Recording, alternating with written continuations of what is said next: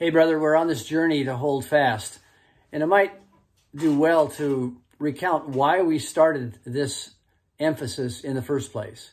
Well, to hold fast means to endure. It means to persevere through the tests that we face. And those tests might be adversity. It could be sorrow. It could be doubt. It could be even success. It could be great blessing. It could be adversity or persecution. But we're called to hold fast the faith in the day in which we are tested. Now, we've all heard about Noah. He's a hero in the Old Testament. And Noah was a man of faith. And it says that Noah found favor in the eyes of the Lord.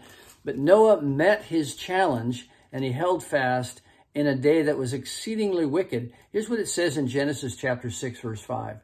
The Lord saw that the wickedness of man was great in the earth, and every intention of the thoughts of his heart was only evil continually.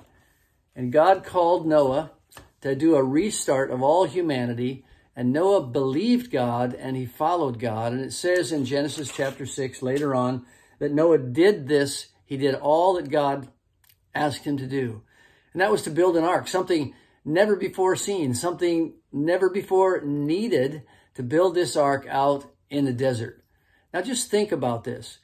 Noah's faith was inspired by God's voice, but Noah's obedience perspired in holding fast and obeying. Listen to some of the things that Noah had to do. First of all, he must have doubted. He must have had questions of God.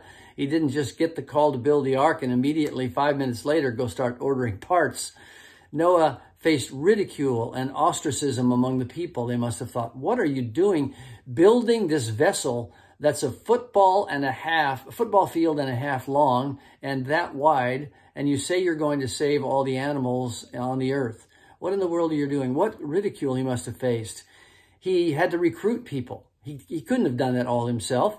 He had to mount the capital campaign to finance this thing. He had to send expeditions to Lebanon to get the cedar that he built it out of.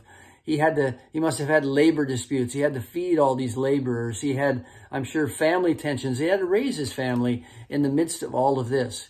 And then he had to learn all about animal husbandry and somehow see all these animals gathered together. And then there was the rains began, and the waiting for the rains to subside and coming down on an earth that was totally unpopulated and seeing it repopulated by his own family.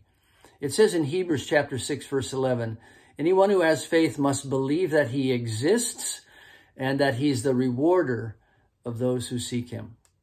Now, God hasn't asked you to build an ark, but he has asked you to believe him. He's asked you to follow him.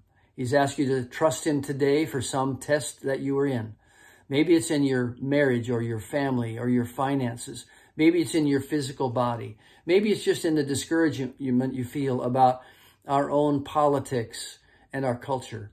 But God wants us to hold fast. And there are many, many obediences that are going to cause us to perspire. And they don't necessarily feel all that great at the time. But when we pursue God, we will find that he is faithful and that he carries us through. So today, let's hold fast. Let's walk together. Let's endure. God bless you.